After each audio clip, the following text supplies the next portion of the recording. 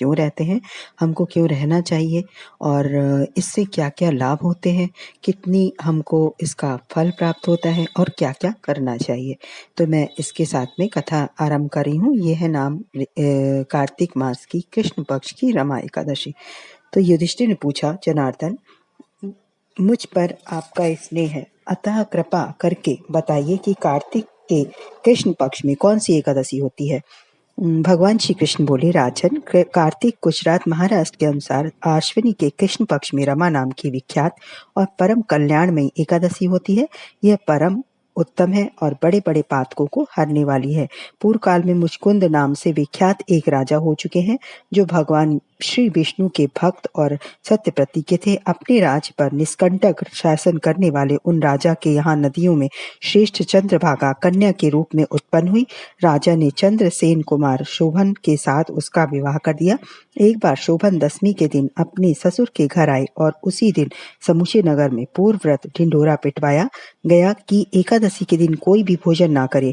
इसे सुनकर शोभन ने अपनी प्यारी पत्नी चंद्रभागा से कहा, प्रिय, अब मुझे इस समय क्या करना चाहिए, इसकी शिक्षा दो। चंद्रभागा बोली, प्रभु, मेरे पिता के घर पर एकादशी के दिन मनुष्य तो क्या, कोई पालतू पशु आदि भी भोजन नहीं करते।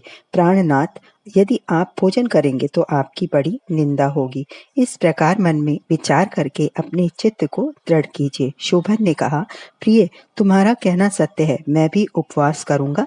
देव का जैसा विधान है वैसा ही होगा। भगवान श्री कृष्ण कहते हैं, इस प्रकार दृढ़ निश्चय करके शोभन ने व्रत के नियम का पालन किया, किंतु सूर्योदय होते होते उनका प्राणांत हो गया।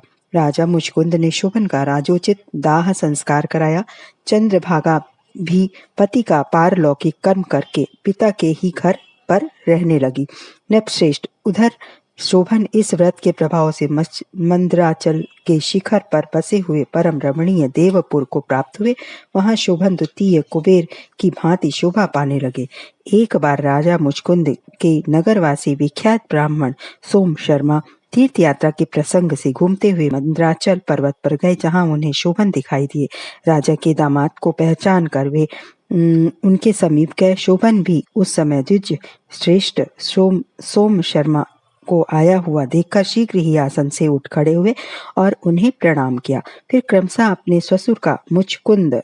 ससुर राजा मुचकुंद प्रिय पत्नी चंद्रभागा और तथा समस्त नगर का कुशल क्षेम पूछा।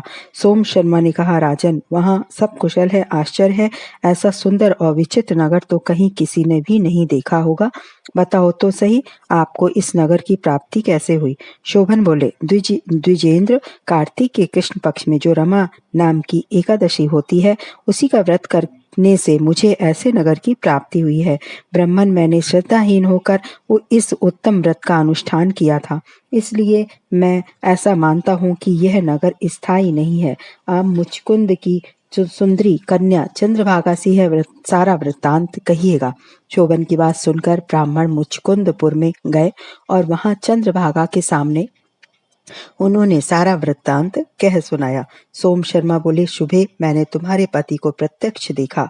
इंद्रपुरी के समान उनके दुर्दर्श नगर का भी अवलोकन किया, किंतु वह नगर अस्थिर है, तुम उसको स्थिर बनाओ। चंद्रभागा ने कहा, ब्रह्मर्षि, मेरे मन में पति के दर्शन की लालसा लगी हुई है, आप मुझे वहां ले चलिए।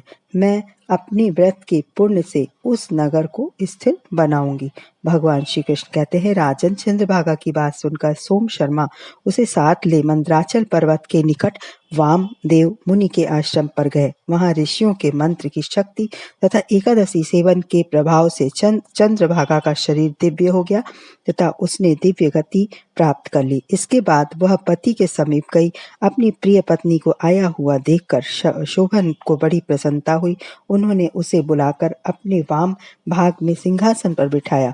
तदंतर चंद्रभागा ने अपने प्रियतम से यह प्रिय वचन कहा, नाथ, मैं हित की बात कहती हूँ, सुनिए। जब मैं 8 वर्ष से अधिक उम्र की हो गई, तब से लेकर आज तक मेरे द्वारा किए हुए एकादशी व्रत से जो पुण्य संचित हुआ है, उसके प्रभाव से यह नगर कल्प के अंत तक स्थिर रहेगा तथा सब प्रकार के मनोवांछित वैभव से समृद्धशाली रहेगा।